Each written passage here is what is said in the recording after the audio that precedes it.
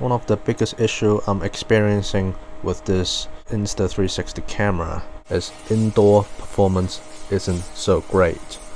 You can see here it's blurry, it's jerky, and the video is unwatchable.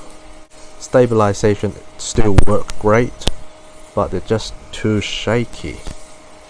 This has something to do with the shutter speed in the indoor environment, and I saw on the other video that says this can be fixed with the increasing shutter speed, and it can be done with the manual control, but I think it's not practical because I won't be able to continuously film my action.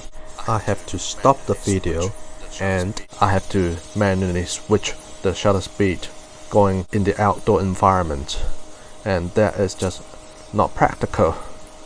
Alright, so you can see we are going into the natural light area now, so we're going outside and the jerkiness just disappear. It's not blurry anymore. The camera works great in the outdoor environment, but isn't so great in the indoor environment. Right now I'm taking the escalator down. Here is one of the best features of this camera. This is over capture.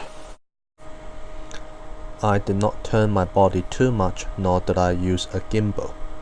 This slow motion shot was achieved using the Insta360 app to track this woman who was blocking the escalator in front of me. What's so good about this feature?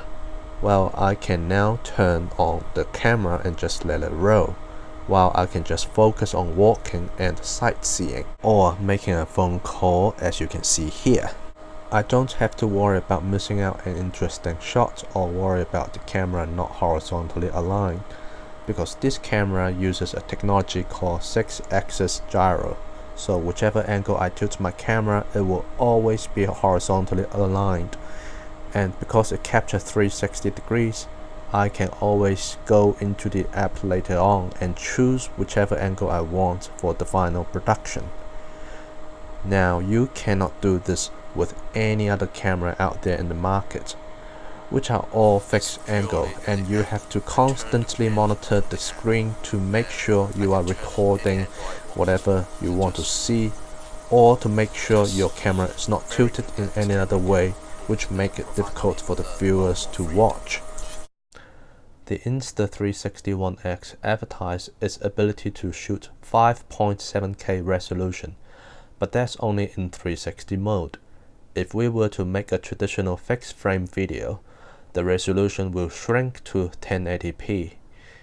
The video quality is decent, but when comparing with my Sony AS300 action cam, it lags behind in image detail, low light performance, and light sensitivity. However, the Insta360's flow state stabilization is fantastic, even though it's achieved by software programming, as opposed to the Sony action cam's optical image stabilization. I don't see too much sacrifices to the image quality. I think the Insta360 have done a great job, and they are bringing image stabilization to the next level. Perhaps in the near future, the 3-axis gimbal will fall into disuse. To conclude, even though the Insta360 One X image quality isn't top-notch, it brings you other features which is revolutionary in the world of videography, and you will definitely not regret buying it.